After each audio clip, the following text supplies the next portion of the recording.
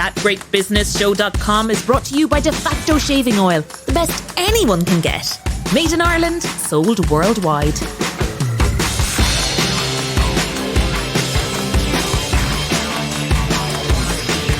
Welcome to That Great Business Show, episode 31, posting on the 23rd of April 2021. I'm Conall Morain. Last week's episode saw us gaining our largest number of new listeners yet. So, thank you to all of you who are telling your friends about Ireland's Best Business podcast. Do tell them also to follow us on LinkedIn, where we post much more about the show and where we give followers a sneak peek at what's coming up on every episode. If you're a regular listener, you know we do business differently. We share your pains and your gains because as a small business ourselves, we know how tough it is out there. And that's why we're bringing you something very, very different. At the start of this episode, we're going to give you an absolute hoot of a laugh. We'll also tell you about an accountant who liked what she saw at a company she was auditing so much that she bought the business. Break out the Ferrero Rocher because we have an ambassador in the house. She's here to tell us about a market 10 times the size of Ireland that's mad keen to do business with us.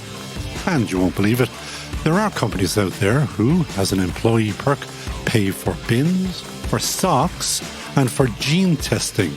An early-stage HR platform co-founder is here with all the details. All of this coming up in the next hour or so.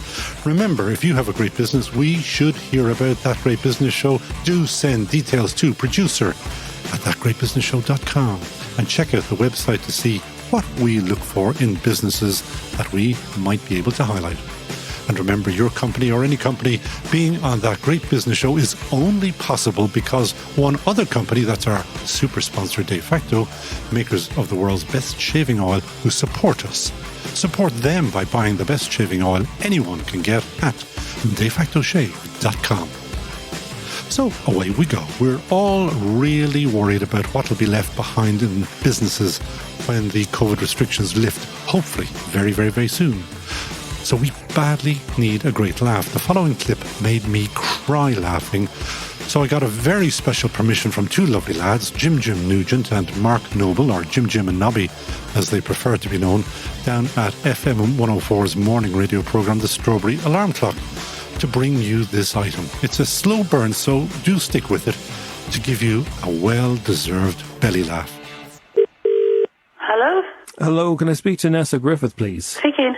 Nessa, how are you doing? My name is Eddie Mullard I'm calling from Beaverstown Golf Club. Yeah? Just updating our members on the forthcoming changes to the rule to play. The 26th of April is what we've been hearing is going to be the first time people will be able to play again, you know? Yeah. Yeah, I'm sure you're missing it yourself. I am, yeah. When we do reopen, I think the maximum we can do is going to be a 3-ball to begin with. Okay.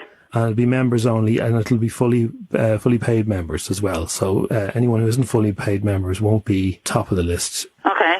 So as you're not a fully paid member at the moment, that would push you out. Well, I paid my fees for all of last year. We hardly got to play. This is the way we've always been playing. I don't think that's very fair. So to get everybody out there... How much more money do I owe you? Well, I don't have that information in front of me now. Well, before you make these kind of phone calls, maybe you should have that kind of information in front of you. That is desperately unfair. We've been off golf for 4 months. We haven't played golf since December. We were off for 4 or 5 months last year. Yeah. We played our full membership. I have booked my day off for the 27th of April. I booked my day off work. Oh, the 27th of April is you'll be looking more like the 27th of October, I'd say. Sorry? I'd say it'd be closer to September, October. No, I booked my day off, and we're playing golf on the 27th. Well, you know... So you're saying that the club's not open on the 27th? It'll be open to members who are fully paid, yeah. But the ones that, like yourself who are paying in the dribs and drabs, that wouldn't be fully open yet. What kind of organisation does that? You're a member, you've committed to being a member, you've been a member for the last 10 years, and now it's just, F you. No, it's not, absolutely. It is. Sorry, that's just exactly what it is. It's F you. You're a member for 10 years, and now, excuse me, but it's just F you. No, it's not that at all. Sorry, it is. It is. It's not, it's most certainly is. Now, Nessa, I would recommend you don't get angry with me because... Sorry, yeah, but you're the one that's telling me I can't go out to play golf until maybe September or October. Could you find out how much exactly I owe? Then I will make a payment and I will be playing golf on the 27th of April. It's a flat no. What do you mean a flat no? Fully paid up members to go first. The rest after that. You know what I mean? And what's after that? It's just a difficult one to call. It's a bit of a head scratcher. Honest, you know just give yourself. them the 2 fingers. Remember that club for 10 years. I'll tell you something. Could be changes coming yet. What I would say is there's no need to get annoyed with me because I'm just I'm not getting annoyed with you. I'm just annoyed. That might jeopardise the investigation into the complaints about you. What complaints about me? The way you were playing previous to the pandemic. Sorry? There's been a number of complaints. Some of your friends, Barbara and Marjorie and Alvy, have made complaints about you. The attitude you had on the course. And there was don't you drive a white Ford? They said that there was, you parked that in one of the, in the captain's car park space. I most certainly did not. I most certainly did not. You most certainly did. I did not. You did. I have never parked in the captain's spot. Sometimes when I'm attending meetings, I might park in the captain space. No, in the spot beside the pro. I have never parked in the captain's spot ever in my life. Margie, Alvy, and Margie, yeah, they made the complaint, and then there was CCTV footage of you parking in the captain's space. Well, hang on a second. I did not park in the captain's space. Okay, well, somebody else maybe stole your car and parked it there. I might have put it there for 2 minutes while I was running into the pro shop. You see, there we go now. I didn't, but I don't ever remember parking in the captain's spot. I did not. Just for 2 minutes? No, I didn't. I never park in the captain's spot. Ever. Okay, well, I'll put that down here. Look, let me just write that down. Denies all knowledge of that. And my attitude on the golf course. So swinging your club around in the air and shouting, "Get up the yard" at your own ball. Oh my God, we do that all the time. Shouting, "Get up the yard." That's all banter, getting up the yard. That's all banter. No, I know, but it's shouting, "Get up the yard," and then chasing the ball, like flapping your wings. No, sorry. If you knew me, I don't run. I don't flap my wings. I don't swing my golf club in the air. Somebody is telling lies. Okay, well, so one of the reports was that you were flapping your wings and saying "Baka! Baka!" and running up and down the greens. Oh dear Jesus Christ Almighty! Baka! I don't even know what macaw is. That's a bird noise. Somebody is mixing me up with somebody else because I have never done that in my life. So what you're saying to me is somebody got your car, parked in the captain's space, and then ran around the greens shouting "Baka" with their wings flapping. I don't know. I don't understand. I don't understand what this is all about. It's about bird noises when people are trying to play a game. I don't even know what bird noise means or is. It's a type of. Well, maybe I'm getting it wrong. It could have been quack quack. Quack quack. No, sorry. I'm sorry. My mother was a member of that golf club. My mother brought me up to be respectful on the golf course. Baka! I have never, unless I'm having a bit of banter with the girls on the fairway, but I would never shout on the golf course, ever. No, it's not really shouting is the problem. It's more the bird noises and flapping the wings. Sorry. And ducking the head up and down like a penguin. That's another one. Baka! Oh, dear God, no. Baka! Baka! That is not me. Who made that complaint about me? Gavin, the golf pro, said that it wasn't even a very good bird impression. You'd know it was supposed to be a bird, but it could have been any animal. Baka! Absolutely not. You know, he's making it up. Could you say "Baka" to me, and I'll be able to cross-reference it with the CCTV footage? Macaw. No, a bit louder, like a bird. Baka! I don't even know what bird If you shout it and flap your wings there. I don't flap my wings. Excuse me, I'm a 60-year-old person. I don't flap my wings. Just for the interest of science. No. Baka! Like that. No, Give us one of those. Macaw.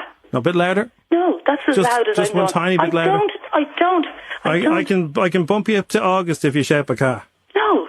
At this stage, I'm probably going to leave the club, and I'm just about to ring What does your son think of this? What does my son think of what? Have you dancing around the golf club shouting, flapping your wings, causing a scene? I don't dance around the golf club, flapping my wings and making bird noise. What do you think, Alex?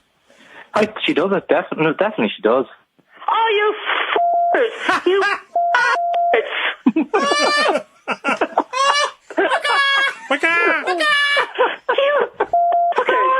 I'm going to leave the club after this. Who is that? That's your lovely son, Alex. And who are you? This is Jim and Nobby from F and Horse Strawberry Alarm Clock. Sorry, Nessa. Sorry, Nessa.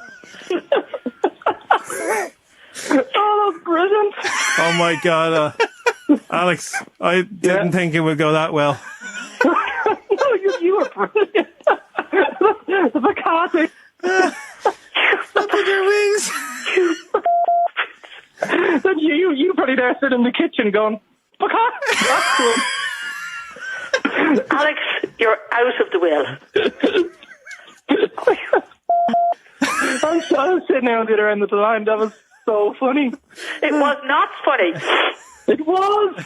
And you parked in the captain's spot. I most certainly did not. Thanks again to Jim and Nobby for giving us special permission to use that. If you enjoyed it, do check more pranks from them on the Strawberry Alarm Clock page on the fm104.ie website. That great business show. One of the most oft-repeated business stories is that of Victor Khayyam, who famously said he liked the Remington electric shavers so much he bought the company that made it. Well, here's an Irish version of the same story. Accountant Sinead Heffernan used to order the books for a bakery called Thunders.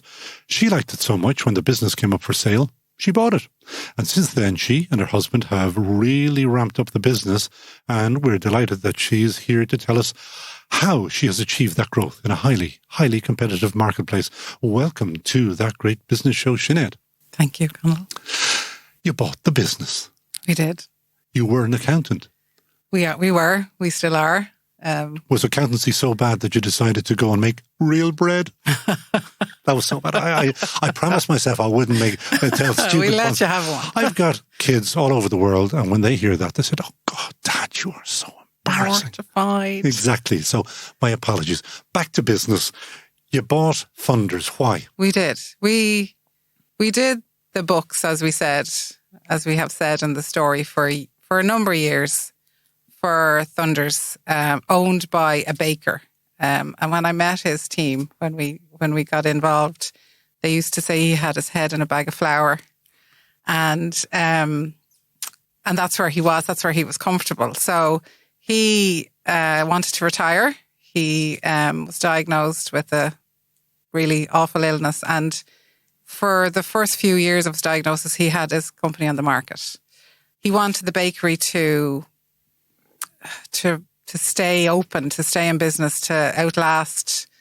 I suppose he was responsible for the Thunders brand at that time. And he was the Mr. Thunder, wasn't it? He was the nephew.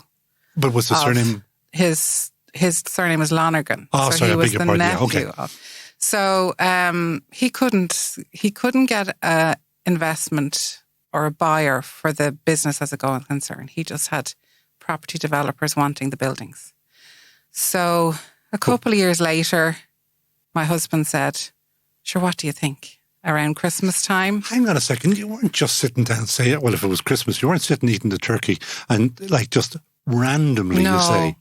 I suppose Stephen had a lot of empathy for Tony, and it was a viable business. He helped him through, or he did the books, and we were involved through the recession. So he knew it could withstand a recession.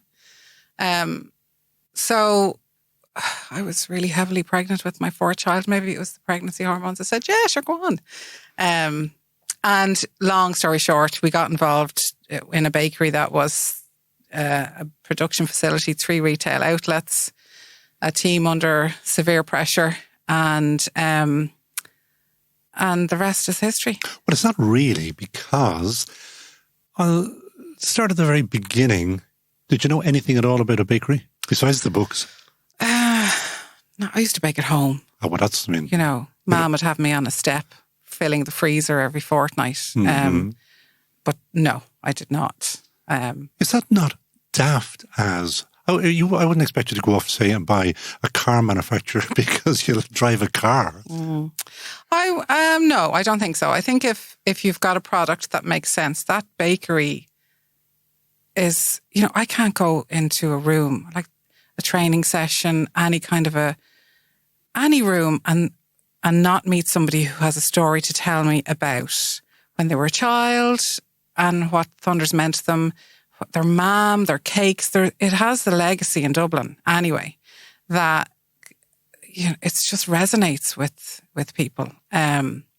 So we knew it had a reputation, and we knew it. They were located. The 3 locations, Fisbrook, Clontarf, and Drumcondra, had huge populations around them. It was very much your local bakery, and he really had a quality product.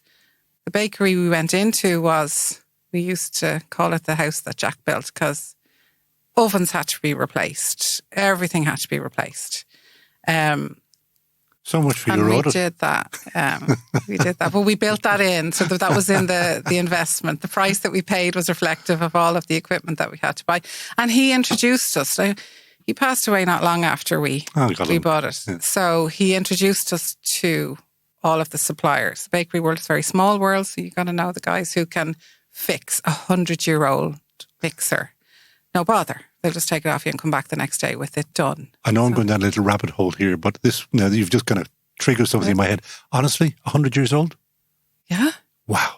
That's brilliant, isn't it? Yeah. And, solid. And even to get parts for them now is kind of difficult. So, and when parts become available, we'd nearly have suppliers saying, look, I have access to X, Y, and Z. Do you want me to buy a few just for reserves? Yes, I do. Yeah. To shift them out of the bakery, these things were made to last. Yeah. Unlike the newer versions of them. So you started with 3 units or 3 shops.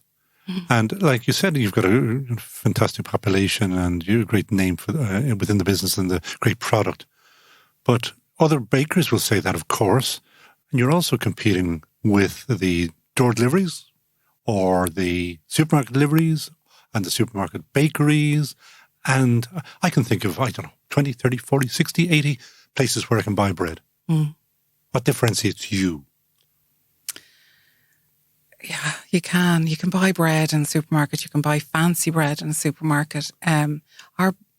We just don't add anything to our bread to make it last as long as the supermarket needs it to last. So it's I don't want to say it's free of everything, but it's definitely better for you. We have adapted and we've gone from very much the traditional batch bread turnover, which we could never leave, into the more contemporary ones now with customer demands. What is that customer demand? What is selling at the moment? Sourdough. Why is that? I do see sourdough absolutely everywhere. Where did sourdough start? I don't know where sourdough started, but... Could have been in California? Possibly. It's something that you can make at home. It's something that we all made, lockdown number 1. And I suppose we didn't have a really good sourdough, and we took our lockdown number 1 very seriously, and we got sourdough to be much, much better than we had it. How do you do that? It's time. Sourdough is time, and the right starter, and the bakers where they wouldn't have just had to come in on the bread shift and just produce hundreds. They had time to tinker around with their starter. And we got it. We came up with this nice sour flavour. To call it a flavour, it's a sour. I love that taste, actually. Yeah. Yeah, it is very special. So I suppose maybe that's what drives the demand. Yeah. And there's nothing in it. There's no preservatives in it. It's, it's soft on the inside, chewy on the outside. It toasts well. It's, Let me remind you, you're an accountant. Mm-hmm. You're not sounding like an accountant. I kind of... Did I lose my hat? I know. Stephen and I have really changed how we contribute to the businesses since we've gone in. It was very much financial, very much margin. But we had to do that to understand it. And now I would be more in product development. I'd be more responsive to what's going on. Like what's going on in London now will be relevant in Ireland in maybe 3 or 4 years. you can't in baking. Really? You can't just take what's going on around the world and say, oh, let's do that. It's too fast for Ireland. So we will embrace it eventually. So I've been more involved in the product development, and we've gone from round and square cakes to more novelty, and I would say to the baker, right, this is where the world is going. What can we do? And they'll come up with these wonderful creations. And then I'll say, okay, we need to make that to a price where customers will spend without a second thought. So they'll always come up with a €350 version of what maybe we want to sell for maybe 55 or 60 euros. So you have to start somewhere, and then we scale it and price it so that we can do a lot of them at the same time, and but they still are a quality. What looks good doesn't always taste good. So we have to make sure that if it takes 3 days to finish something that's 350 euros, how do you get the cake to still taste as good day 3? So obviously that's hard. You know, the bakery have to work with the finishing room, and it all has to be. So I'm more in the product development. And I go back again, when you bought the business, you wouldn't have known what a finishing room was. No, and do you know what? I always thought I had something to prove when I went into that, because when we went in first, I was up at 3 o'clock in the morning going into work to learn it. And I worked in that finishing room, and I worked in the bakery, and I worked in the shop because I had to understand it. And I don't have to get up at 3 o'clock in the morning anymore. 4. No, it's not even that. It's maybe 6. But that's because it took a long time to get a team together who would work and create at the same time. And then if I didn't know what we were trying to create, how could they, so we're kind of all together now on the journey, so we all understand what we're doing, what our plan is, where the growth is, and we will be developing this summer what we think we will be selling next February, March. Based on what you might have seen in London 3 years ago. Yeah. Wow, that really is intriguing. The breakdown of the business in terms of bread versus your cakes. I was going to say, there used to be a nice word, fancy good. Fancy good? Not fancy goods or something like that, fancy wasn't it? Goods is a thing, yeah. Confectionery, it's called now. Confectionery. Yeah. How does it split? And, are you getting higher margin on your cockamillish? Bread would be the highest margin. Would it be? Okay. Yeah. So I would have said it would have been cake a while ago, but with the cake, novelty cake business going in the direction it's going, you need higher scale. It's a higher rate of pay. So, but you can put the retail price on to reflect that it is just less of a margin. And the bread is the winner there. It's the bread and butter. I'm sorry. I'll stop this. I'll stop it. You started with 3, you said? Mm-hmm. Where are you now? We're at 12 plus a cafe, which I thought might have been a bakery with seats. It was not. It's the catering industry, which is entirely different. So we have 12. That's interesting. Just develop that one about the... I had this lovely idea that because often people will come into Drumcondra and they say, have you no chairs? Could we get a lot of Americans through Drumcondra? Couldn't buying a coffee and a something, and if seats. And for years we can't do that, and HSE and all the regulations that come with that. So we did open one in a cafe in Liffey Valley, and with our bakery and with our deli offering, with a hot food offering, and then it's just a much faster pace. It requires much more prep in the food. We wanted to keep the food offering as in keeping with the scratch recipes that we had in the bakery. So there was a lot of labour involved. And then customers, when they're seated and it's not fast food, expect more. So you've got the hospitality. So you've got what we thought we had, plus prep, plus hospitality, plus then we have to turn tables and make sure everybody goes out happy with what they've got. So it's we got a consultant in to help us with that. After the fact?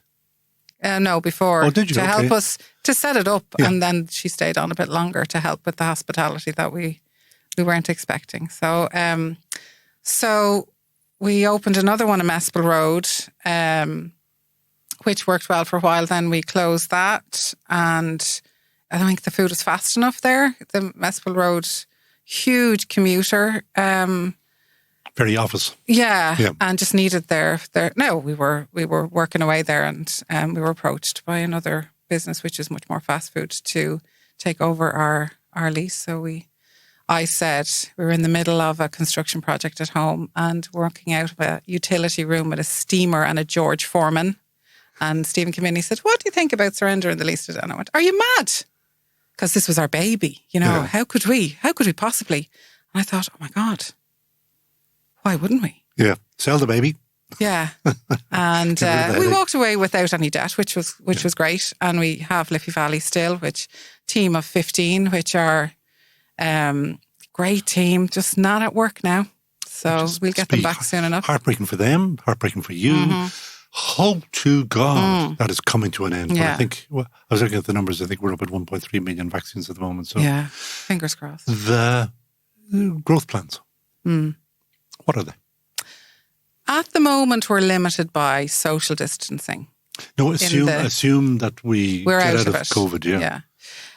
Growth is online for us. That's really interesting. Yeah.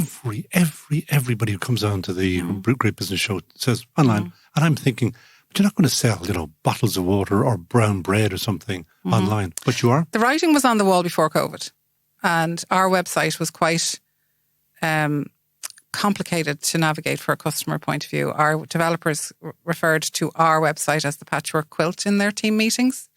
And we qualified for a grant during the summertime. So we applied for it and we got it, thankfully. Was this the Leo? Yeah, Enterprise Ireland, where They give you a digital transformation grant or something, isn't that it? Yeah. you could apply for up to €40,000. Oh, that's all right. Yeah, nice. So we went to the developers. She had a proposal back to me next day.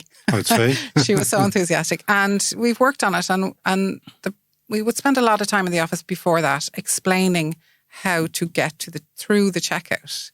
So the priority was one step out. And The lesson taught to us all by Jeff Bezos, because that is how he made his grillions, because I think he patented or he registered or whatever, the single click. Did you know that? That's his real... No, I didn't know that. You see, you learn everything on the podcast. So back to so isn't it a problem though? I mean, you're not going to deliver a single batch loaf to me, are you? No. No. Because you're not going to pay a tenner for that. Yeah. So what we've done is we've built an app. So many of our products are on the app, which are for collection, which means you can buy on the app and pop in, so you don't have to spend a lot of time. And we've also put all of our products on our website. So often people would buy, say, a cake for the weekend and add a few bits on. We do have people who gift. So we might have family, daughter hasn't seen parents for months and months and months, and might send a few coffee slices and will spend on a delivery. Yeah, that's really cool. I like that. Yeah. Now, sometimes, I'd be saying, are we really selling just this small thing for a delivery out to Raheny? Yes, we are, But you know your margin, so obviously it's worth your while. Yes. We have refrigerated vans on the road. We are super busy at the weekends, and during the week, we need to fill them. Like, sale is a sale. And it's everything we have in the novelty cake or in a cake or in breads are online. We are spending much less time on the phones helping people through it. We do have an elderly generation who would only be over-the-counter customers who will not let us do it for them.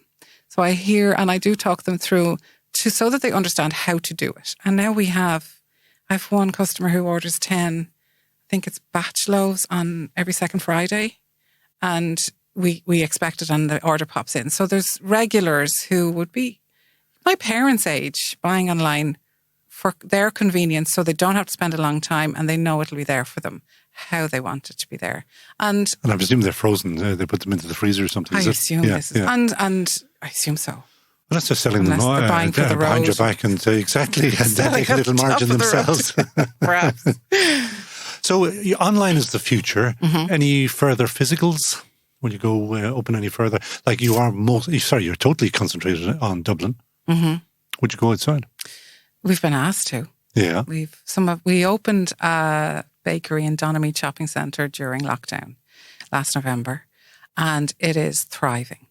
And that landlord, has units all over Ireland, I suppose. And a few other landlords have said, would you go, out County Meath, County Kildare? And I don't know. How Stephen and I have always worked used to be when you could go out on a Friday, and we were pushing to get more and more sites, let's say 8 years ago. He'd be all around town, always out in the car. I saw X, Y, and Z, or I have 3 emails from auctioneers, and I would pick them apart for footfall, for loads and loads of questions. We might end up with one that we'd look at, and that's how we opened shops back then. So we're kind of back to that now, where we have emails, we have auctioneers, we have, what do you think about? And it's to try and get our product to a location that's many more kilometres away, and have it profitable. Yeah, of course. And they're in the time that you would expect it to be there for a bakery. So if you've got a fridge full of cake at 4:00 in the afternoon, something's wrong. But if it doesn't get there till 11, you've lost, maybe 40% of your customers. So it's logistics, really. I think online is really, we're dealing with about over maybe 1,600 transactions a month, where we would last year would have been used to 300. Wow. That is some jump. It is. Yeah. And it's been really tough to manage that load. Yeah, but you're getting there. Where you are. But one question that I don't think anybody has an answer to it. Do you think that'll last? What happens when the great COVID goes away and we can actually go back into shops again and? I'm working with a branding company now, where we did a brand exercise in 2019 to understand who was our customer, because we were moving online, and we're doing a reassessment of our brand and who is our customer now. And this woman works with a lot of companies in the branding space, including China and that part of the world. And patterns haven't changed back to how we used to do it. People are still... Where they have already opened or reopened, as in China. They have already opened, Yeah. and people are maintaining the buy online to click and collect. So it hasn't shifted back to the way it was. And so far, they're probably 9-10 months ahead of us. There's no sign of it changing back. So we have to prepare for people valuing their time in different ways, which means we need to remain convenient. Couple of last questions. Are you going to double size in the next 18 months or 3 years, or? Maybe 5. Do you think? I think we could, yeah. Yeah. Is that what keeps you awake at night, thinking the nice thoughts like that? No, that's not what keeps me awake at night. But I'm positive that we would. Yeah. 2 dogs. Final question.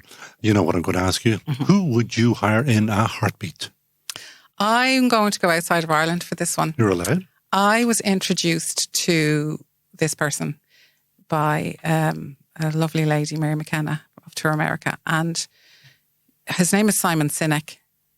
And he's a leadership guru, for want of another word, online. He's based out in the States. And I follow him on LinkedIn. And he's written books, and I've bought them. And he keeps... It's from a leadership perspective, he keeps you focused.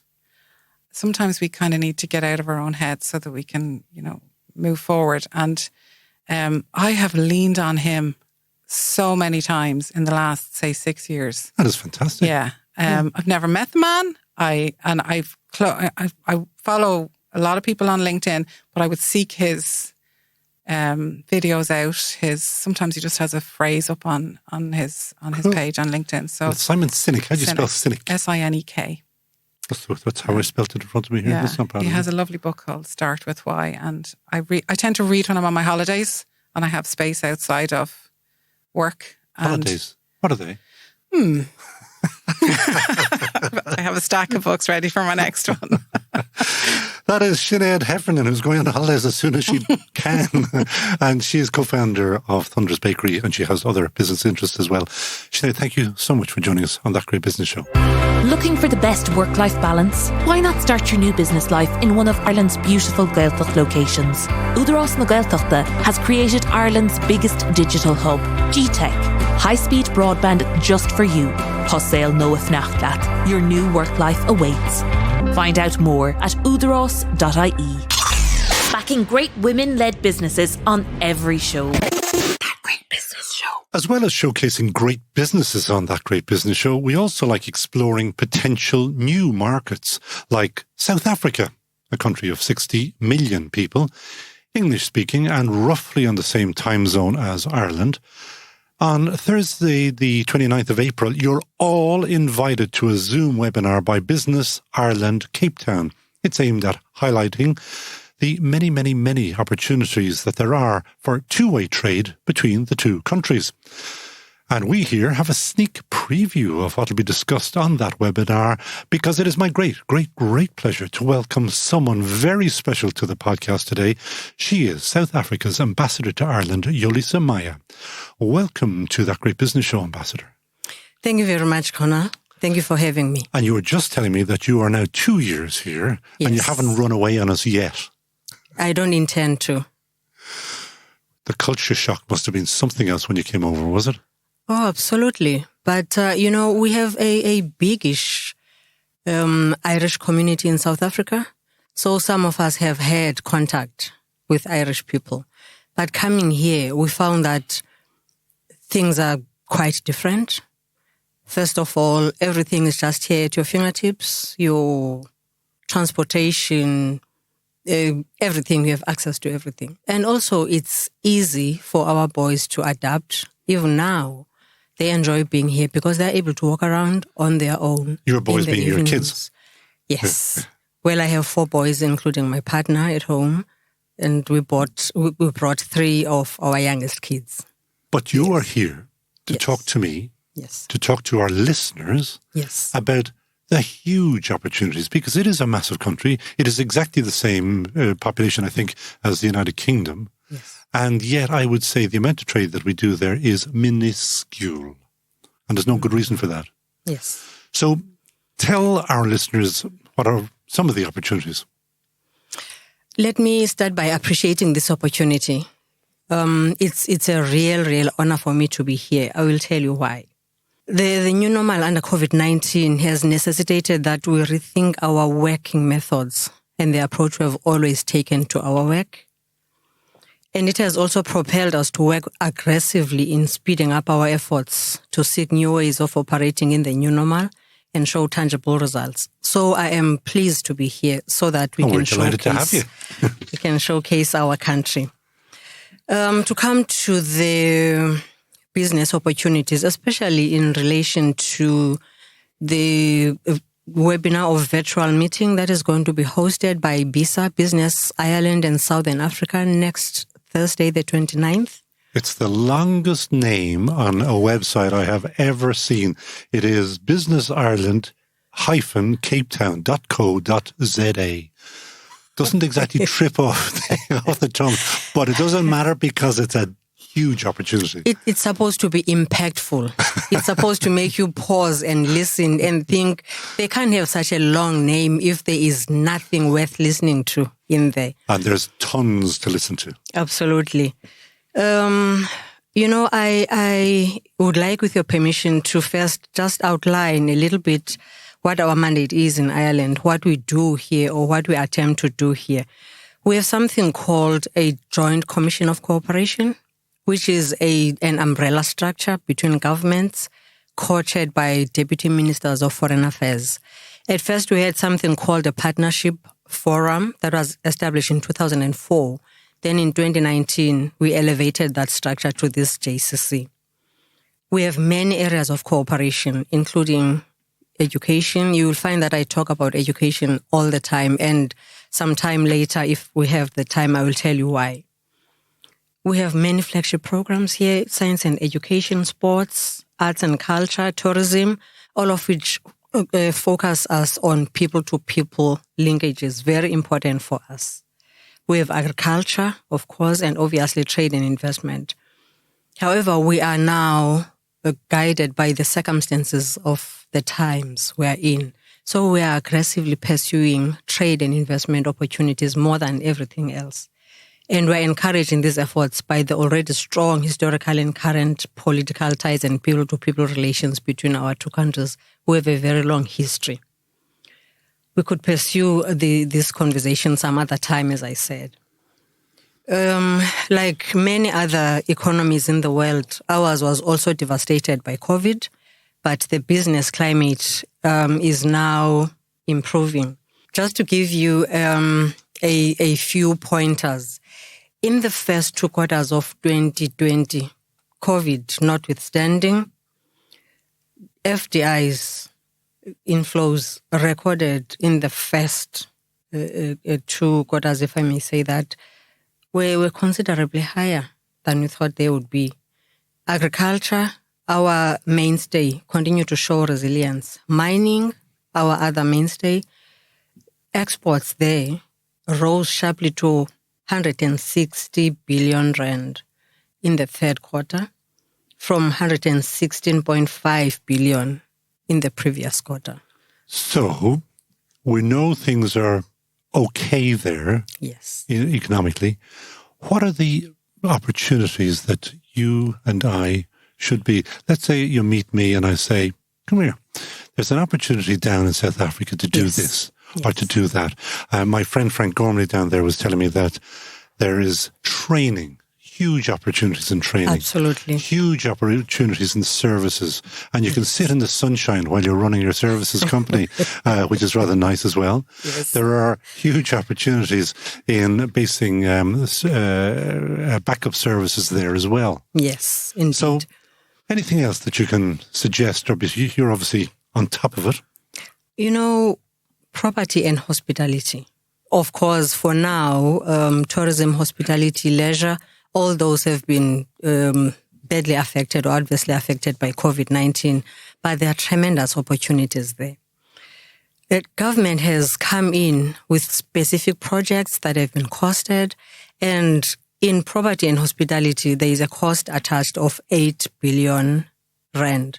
Government comes in as a partner and they say, we can offer this. What can you come in with? So and when you say property, are we talking about property development? Property development, yes. Okay. In all the spheres, could be residential, it could be commercial, it could be anything that has to do with property. And is it matched funding, or what is when the 8 billion rand? What does that translate into euro? What's the roughly speaking? Is it 5 to 1 or something like that? It's much better than that for the Irish. You divide by 17 now. Okay. Yes. Okay. Yes. So things are looking very attractive. Absolutely. This is something else I was going to say towards the end, that there are specific opportunities for Irish people to come and settle in South Africa. And that is one of them, that your euro buys so much more from our economy, from our markets right now. And we want to keep our people here, but we want to keep them trading. But there are these opportunities. What about taxation? Just the ordinary day-to-day stuff there. How have we got? We've presumably got taxation agreements between the two countries and all. Yes, we do, and also we have a structure called the IDZ, your independent development zones, where industrial development zones. If you trade there, you settle your business there. You have tax rebates. You have tax rebates personally and for your business. The rental there is really reduced to make sure that you come in and settle. So in all the provinces, you know that we have 9 provinces. In all the provinces, we have those IDZs. So tax becomes very affordable if you go in there. And is there one of those zones in Cape Town? Because the Thursday event is about Cape Town, isn't it? It is about Cape Town, but we keep on saying we try our best to make people understand that South Africa is not just about Cape Town. We have other beautiful areas, beautiful scenery, beautiful resources. Well, if you look at my province, for instance, where I come from, and my boss will hate me for saying this because I normally say charity begins at home. I love my country, but I love my province. No. You will have the wildest wild coasts, the bluest oceans, and the whitest sand. You will have your hiking trails. You will have Nelson Mandela's home there. The route that he traversed from his birthplace to where he settled, to the route he traversed when he traveled from Gunu in the Eastern Cape to Gauteng. So we have a lot of things. We have no doubt about it, because I was lucky enough to be there. It is a most beautiful place, and it's fascinating, it's gorgeous, etc. It is. But yes, back to business. Yes, indeed. Indeed. I still want to know, I need to know Yes. areas, because I think when we were having a chat on the phone, you were mentioning, for example, aquaculture. Yes. Is that there are huge opportunities there. Absolutely. Such as? You know, we have a program called the Oceans Economy. And as I mentioned then, we have a very long coastline, 3,900 kilometers coastline. And we also have the continental shelf, which makes it double the landmass that we have. We have your fish farming or your aqua farming. We have offshore wind. We have offshore drilling. And we know that Ireland already does these things. We have renewable energy, not just wind, but also hydro, deep in the sea. So there is a lot that is happening. But aquaculture is for us about farming with your fish that I know that we already do in Ireland and many other things. So there are large opportunities there. But I would also like to come to business process outsourcing, because I know that this is where the most opportunities are. Love to hear it. As you know, both South Africa and Ireland use English as a business language. Mm-hmm. And most countries normally outsource their call centers and where their businesses interface with their customers or would-be customers. South Africa is open for that. We have a huge youth dividend, properly trained. At the moment, we have a verified database of about 400,000 unemployed graduates. Graduates. Okay. That is a big pool of resources, of human resources. Yes.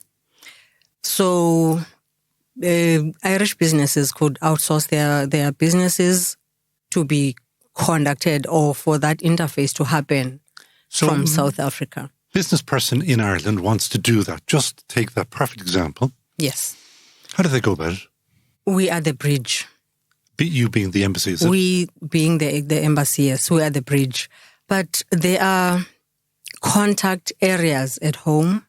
There is an area called Invest SA or Invest South Africa. There is the Department of Trade and Industry. So we once people interact with us, we then make those details available. It's a pity I didn't bring them with me right now, but I am sure that whoever could call me, I'm going to give you my mobile number. They will. You see, we go straight to it. We have the ambassador's personal mobile number. I give that to everybody. Oh, don't say that. No. We're special. You're now on Team GBS, that great business show. I will remember that. I will remember that. Anybody who wants to have a direct dealing with you, that's fantastic. I mean, I can't ask for any more than that. So that's excellent. Outsourcing, business outsourcing. Yes. Any other one? We have infrastructure development. Infrastructure is in many sectors. Your energy again, renewable energy, your roads, your bridges, telecoms, IT, and all those areas. And there's a tag of 7.7 billion rand attached to that. As I said, government comes in with you to make sure that people have those guarantees. So there's a lot of opportunities there. And one area that has done very well between South Africa and Ireland, forestry, paper and pulp. That's interesting. Yes. Because you may not know this, but there is a massive shortage of timber in Ireland at the moment. And timber prices, somebody was telling me, have gone up something like 20% very recently. Ooh. For reasons I won't go into, but it's got to do with licensing of felling of trees here. I see. If you've got trees, I bet you that we have buyers for them. So I presume that, obviously you're trying to sell your trees, and they sound very attractive. We do sell our trees, but we fell our trees responsibly and in a sustainable way. So those forestry industries, paper and pulp, the tag there is 6.3 billion rand. We also have fast-moving consumer goods. So anyone who has a product that they think could do well, we could talk business. Well, you know what's going to happen next? Our sponsor is Yes. De Facto, and there's a guy there called Tom Murphy. He will be first onto your mobile phone because he wants the whole world to shave with his Mayo-made shaving oil. It's gorgeous stuff. Please tell Tom Murphy that we are open for business. Oh, I love to hear it. Indeed. So what else moving along there? Any other ones that really pop out at you there? You know, our tourism at the moment, as I said, has been decimated. There is no point in me going back there, but you are going to open again, aren't you? I was just going to say we would like our Irish friends and partners to stand in readiness so that when we open, they are the first ones of the... When do you think you might open, do you think? Any ideas at all? Because the infection numbers of COVID keep going down. They are very low at the moment, and mortalities are very low. In the next 2 months or so. Oh, that's great. Because you're in the winter now. So, in fact, if you're trying to get into the South African summer, yes, good time to be trying to plan it. Yes, indeed. We are hoping that in the next 6 weeks or so, we will be given the blueprint of how to resell our tourism. But we already know that Irish people are looking forward to visiting South Africa. They are rated as first amongst other destinations, especially destinations in Europe, where or when COVID slows down. They said they would like to go to South Africa because we have all the facilities they are looking for. We have blue beaches, we have mountaineering, they can climb as much as they want. We have land, what do you call it, gliding. You're leaving out the most interesting one for Irish people, game parks. I'm coming to that. You know, there's so much. We have so much and so little time. We have game parks. People come for those game parks and just our open spaces. And of course, the blue skies almost 10 months of the year, every year. So people can be out there in the outdoors. And as a result, we are trying to build up our rural tourism and our township tourism so that people don't flock back to the small spaces they are used to and that they normally go to. Well, we're going to run out of time now, so Frank Gormley will kill me if I don't mention again that the webinar, or the event is on the 29th of April. Yes. Anybody is invited. It's a Zoom event. Yes. And you, Ambassador, will be on it, I saw. Yes. And it is, anybody who wants details, it's on businessireland-capetown.co.za. Trips off the tongue. But before I let you go, you know what we do here. You're going to have to tell me who, for your team, would you hire in a heartbeat? There was a giant of a man in South Africa called Richard Maponya. You may have heard of him. No, I can put my hands up and say no. Richard Maponya let me start by saying, you will know that South Africa used to be very discriminatory. Absolutely. You could not start a business, especially in the urban areas. So he started businesses in Soweto, the biggest black area, township in South Africa. He was a school teacher from one of the most rural provinces, Limpopo, the very north of our country, neighboring Zimbabwe. At 24, school teacher, he decided to volunteer at one shop owned by a white gentleman. This gentleman was very generous. When he saw that this young man was very hardworking, gave him soiled stock because he was a merchant of clothing, men's clothing. With the money that he made, he started his empire. And by the time he passed away at the age of 99, Well, in 2020, last year, January, his empire had grown. He has a huge shopping mall in Soweto with a cinema, Conall. Conall means on top of everything else. It's an African term. I mean an Afrikaans term. This shopping mall has 200 shops, plus the shopping mall. He had shops over 12 areas of South Africa. He had car dealerships. What was most important about him was that he was a strategist. He was a strategic thinker, but also he was not afraid to get his hands dirty. He was hands-on, he was strategic, he was innovative, and he got his children to be part of his team. So although he has passed away, his businesses are doing as much as they did when he was still alive. I know that, and on top of that, I am so sorry, he established a training academy for entrepreneurs, especially for small business, where he imparted skills, trained young, ambitious South Africans who thought they wanted to be entrepreneurs like him for nothing.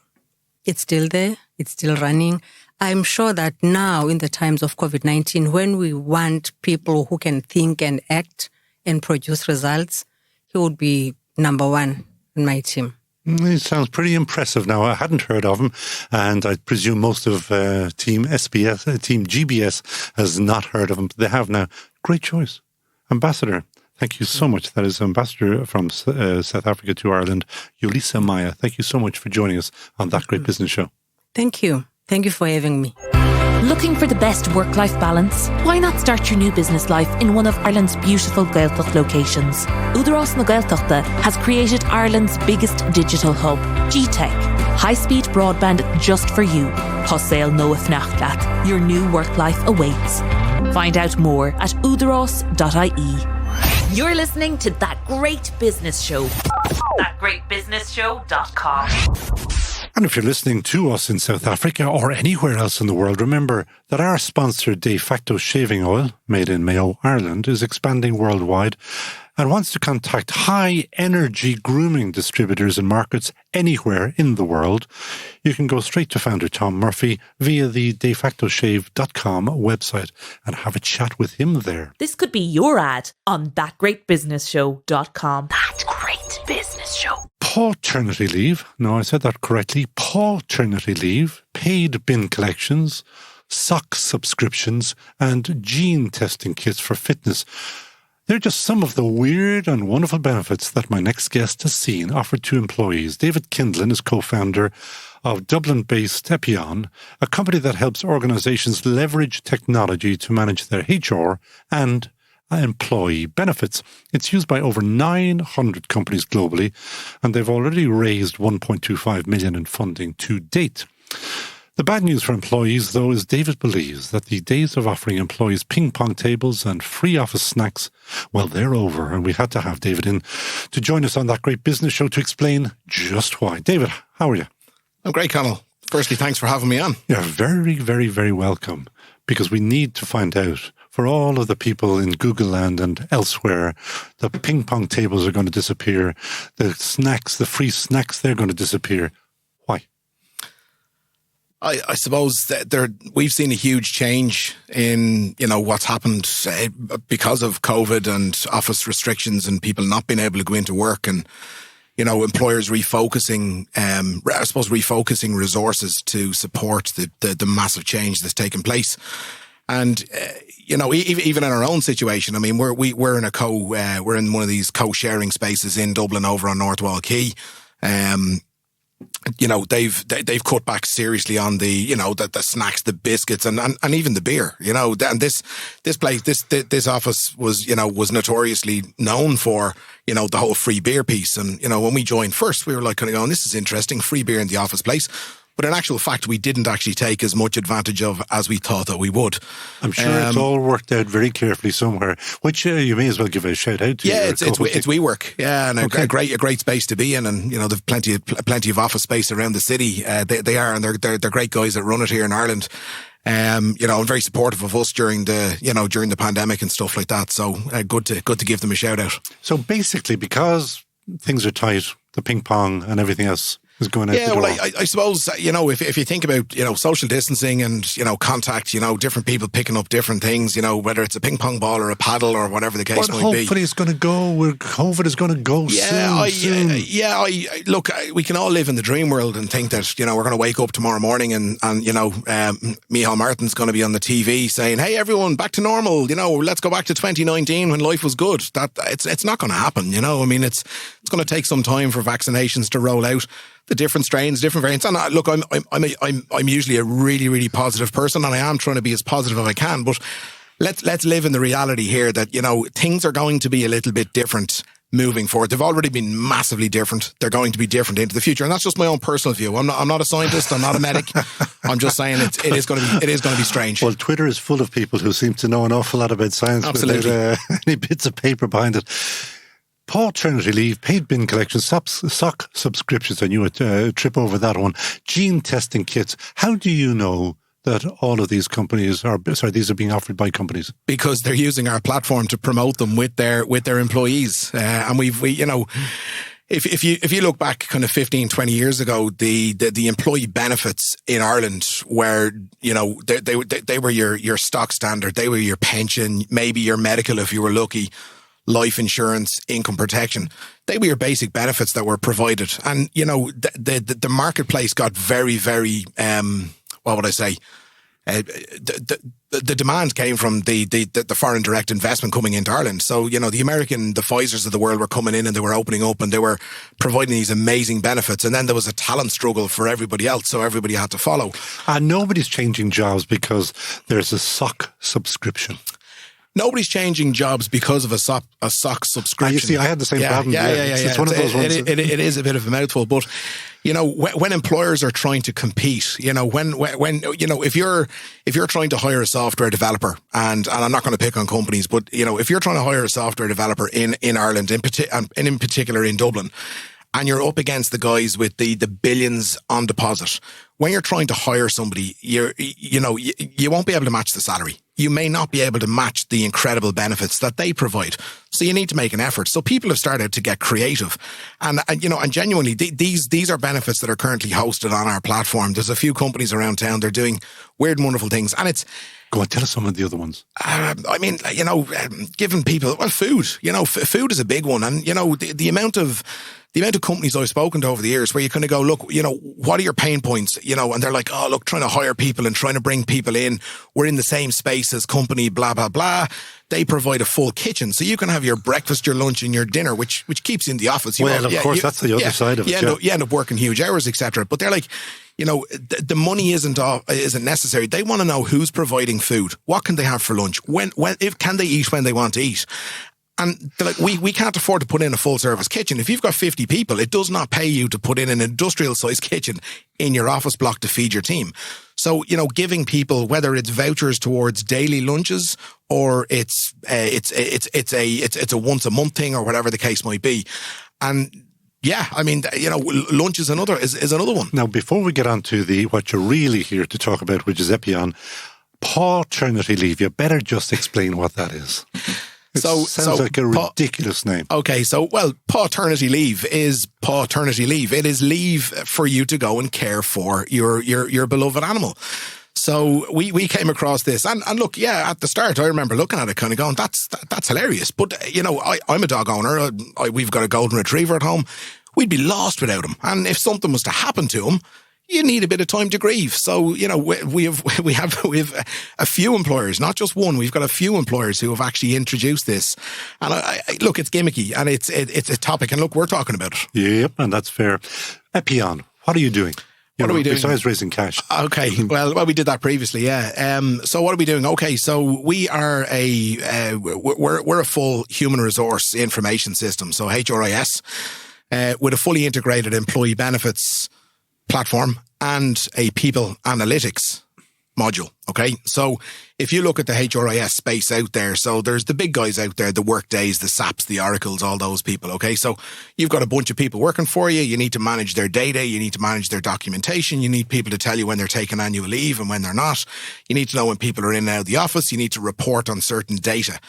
And there's a lot missing in that space. So we decided to try and plug that space. And, our target market is the mid-market. It is the SME space.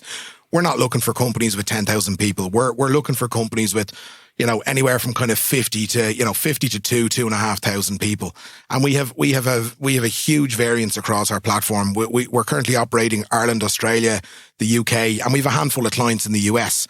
And those clients in the US came as a result of the foreign direct investment in Ireland, where they were using our platform in Ireland and they were like, oh, wow, this thing is pretty cool. Can we use it in the US? And the answer is yes. Of course you can. Of course. The answer is yes. What's the question? What age is the company? So we were founded in 2016 and we onboarded our first client in January 2017. That's actually not bad growth, is it? Did I read it correctly? 900? Yeah, absolutely. Yeah. So where are you finding them and how are you converting them? Okay, I'm sure your product is fabulous. It's amazing. But there are others. I'm sure there are others in the States. There are, oh, absolutely. Yeah. So what are you doing? How are you boxing the other ones? So, I mean, if you look at the space that's out there, I mean, one of the key pieces. Okay, so if we've just been talking about employee benefits. If you look at a company's expenditure on an annual basis, item number one on that piece of paper is always going to be salaries. Item number two is either going to be kind of plant machinery and rent. Okay. Item number three, in most cases, is employee benefit spending. So it's pension contributions, it's medical insurance, life insurance. It's a huge part of a company expense. Historically, companies have been absolutely brutal at promoting how awesome they are by providing these benefits, and they never make any noise about it. Now, if you are, again, a large multinational, again, with, hundreds of millions in the bank, you can go and you can talk to employee benefit providers, the big consulting houses who bring technology in to help you manage that piece. Now, that costs a huge amount of money. If you're an employer with 50 or 100 people or 500 people, you may not have the budget to go and provide that technology, to be able to take advantage of the technology, to be able to understand your benefit spending in a more understanding way to help you make decisions. So that's where we stand out from the crowd. And then the people analytics piece as well. So if you think about the data analytics platforms out there, the Tableaus and the Power BI by Microsoft, we have built our own version of that and we've integrated it within our platform. So whatever data you have belonging to your company in our platform, you can report on it. So they're the two things how we would stand out from the crowd. And then we do all of the normal HR stuff. So now, I've been reading about you. Okay. You're not a software engineer. I certainly am not. How the hell did you become from? Because you were... What were you doing? I was working as an employee benefit and insurance broker. And you suddenly decided to become something else? Yeah, well, I'll start at the beginning, shall I? It's all on the website. It's you were sitting in the back of a taxi. I was sitting. Yeah, well, I suppose. Well, if we bring it back even before that, look, I haven't done this on my own. We've not just my two co-founders, but the team that we have with us. Better give them a shout out, otherwise there won't be co-founders again. Yeah, well, Ernest Legrand is based in New York. Ernest is the reason we have the tech that we have. Ernest is an ex-IBM guy and he's been developing platforms for years. Great guy. Neil Fallon's my other co-founder, and he's a guy like myself. He's an employee benefits guy based out of London, and we were working together We were working together on various clients. I had clients in Ireland who had a presence in the UK. They needed help. Neil was doing that. I was working then helping his clients that had a presence in Ireland. And, we used to have these conversations and joke and say, look, we got to go into business together and do something. And, we'd work together and we had a great working relationship. And then we decided about the whole idea about, trying to plug that gap in the market. Let's bring some technology to the table. And we were like, well, how do we build technology?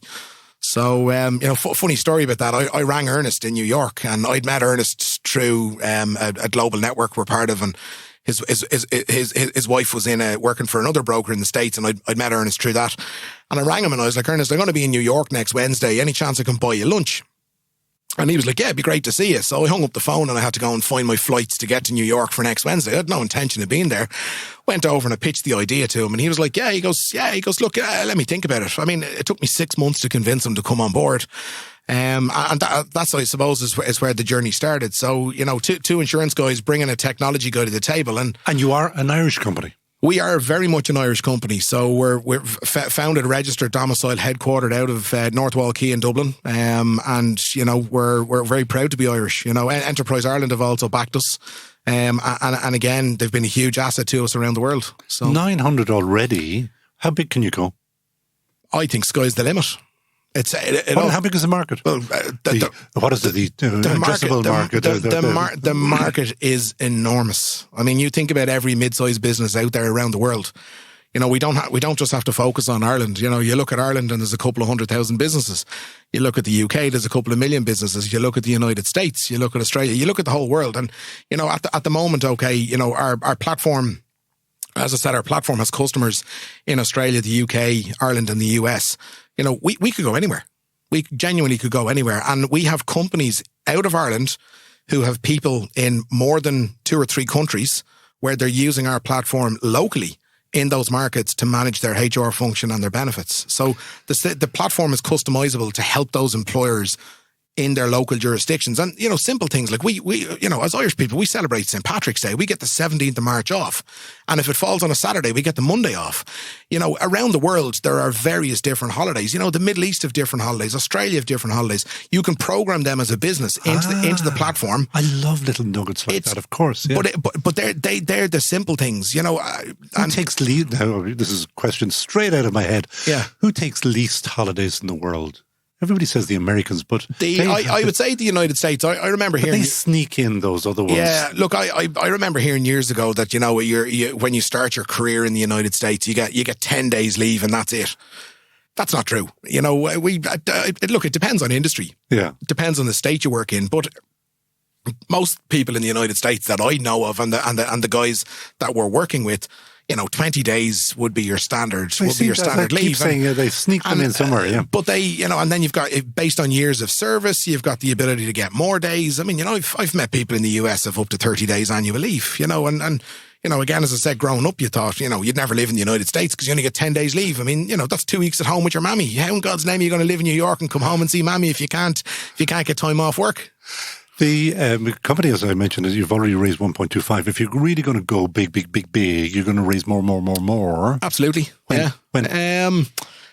I'd say in the near future. In the near future, without getting into. Okay, that's fine. We don't try to trap anybody. Yeah. Months, years, half year, months. That's fantastic. Months. Okay. Yeah. The other question about the locating and finding these businesses. I'm fascinated as to how are you doing it? How are you now? Okay, you mentioned like piggybacking on the your American companies here. They bring you over to the States. Yeah, I did say because every business you've got competition. How are you knuckling? I'm not going to lie to you. It's not easy. It takes a lot. Look, how tough is tough? Okay, I mean, look, I suppose I'll give you a prime example. I mean, distribution is key with any product. You want to get it out there. It's got to generate revenue to pay for itself. So you got to get it out there. So, for example, early on in our journey, I reached out to a HR consulting firm in the UK, a company called Ellis Whittam, and we currently power their HR technology. So we are their chosen partner to power we're their technology provider for their HRIS in the UK. So they would have about 400, just over 400 clients of that 900 on our platform. It all sounds too easy. I bet you There must have been some serious wobbles.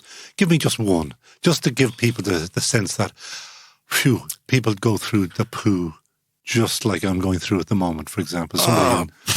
Where do I start? Well, did you hear any really, really big, oh, jeez, well, let me just go back and live a simple life?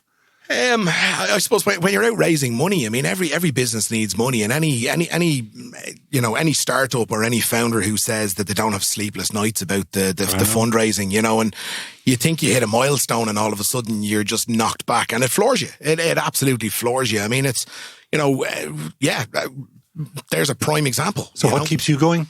What keeps me going? Honestly, family.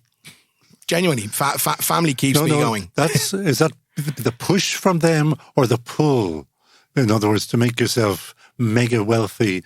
I wouldn't say. Look, don't get me wrong. The ground would never refuse rain, and my bank account would never refuse money. But the ultimate goal. I want to build something really successful. I mean, I've often spoken to Neil and Ernest, and even the team. As I said, we've a great team of people across all the jurisdictions we're in.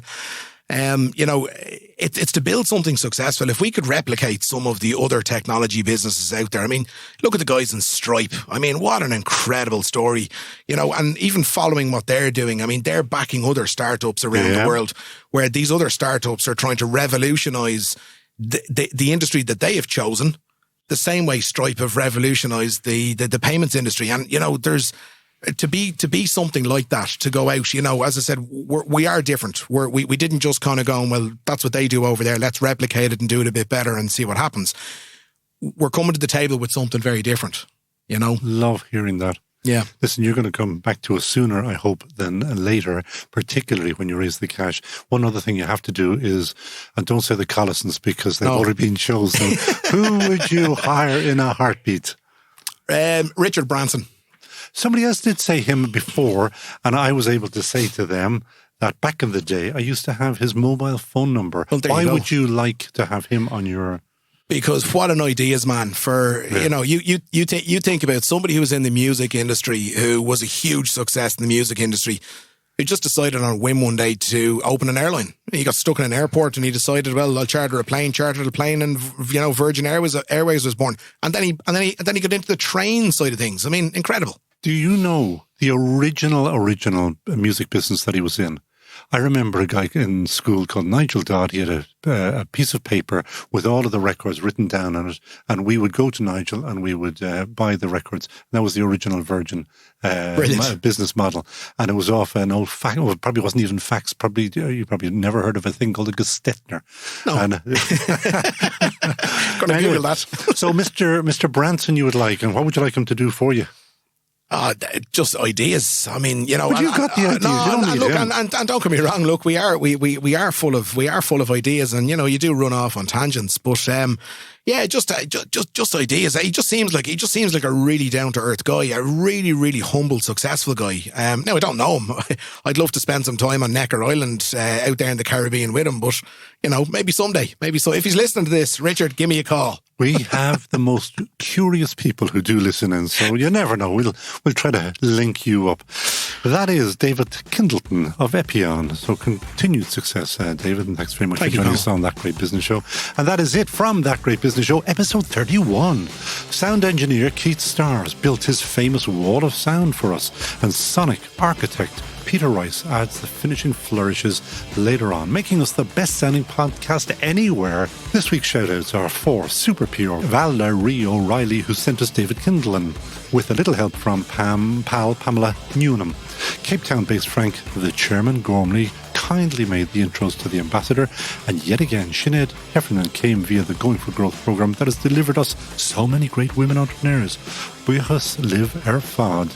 If you want to be featured on That Great Business Show, send your details to us via the website, thatgreatbusinessshow.com. And if you'd like to advertise on Ireland's best business podcast, email producer@thatgreatbusinessshow.com and let's talk. Finally, our thanks to our sponsor, De Facto Shave. Try their world's best shaving oil for just a week and you'll be a convert. You'll never, ever go back to yucky, polluting and potentially carcinogenic shaving foam. Buy it, use it, and see how smooth it makes you feel.